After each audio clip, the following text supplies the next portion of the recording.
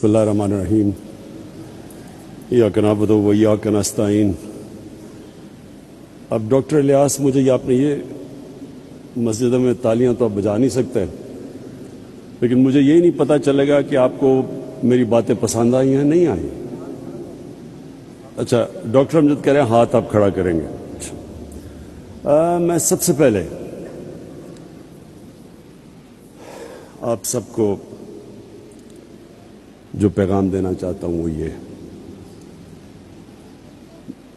कि ये पाकिस्तान एक बड़ी ख्वाब का नाम था।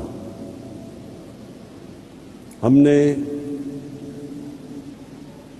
एक मिसाली इस्लामी फलाई रियासत बनना था, और जो फलाई रियासत किसके तर्ज पे बनना था?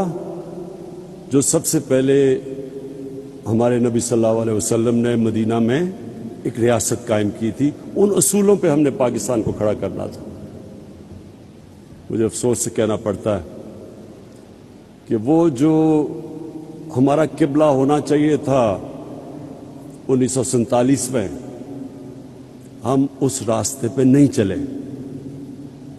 और मेरा ये ईमान है कि अगर आज पाकिस्तान को वो इज्जत नहीं मिली दुनिया में, अगर पाकिस्तान का वो मुकाम दुनिया में नहीं हुआ जो होना चाहिए था, उसकी वजह ये थी कि जिस नजरिए के तहत पाकिस्तान बना था उस नजरिए पे हम नहीं चले। जो कौम अपने नजरिए से हटती है वो कभी कामयाब नहीं होती। जो इंसान अपने नजरिए से हटता है वो भटक जाता है। और हमारा नजरिया मदीना की रियासत का नजरिया था। उसमें दो सबसे अहम चीजें थी, एक इंसानियत,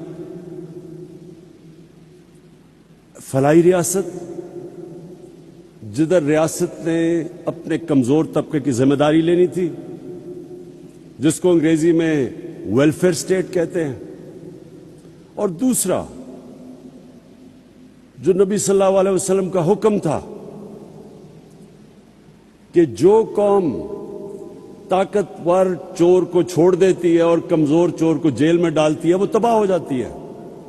यानी जिस कौम में इंसाफ नहीं होता वो तबाह हो जाती है। और उन्होंने फिर कहा कि मेरी बेटी भी अगर चोरी करेगी तो उसको भी सजा मिलेगी, यानी कोई कानून से ऊपर नहीं है। ये दो सबसे बड़े असूल थे जो बुनियाद बने मदीना की रियासत में। और भी थे, मेरिटोक्रेसी थी, ख्वातीन को पहली दफा जायदाद में हक दिया गया,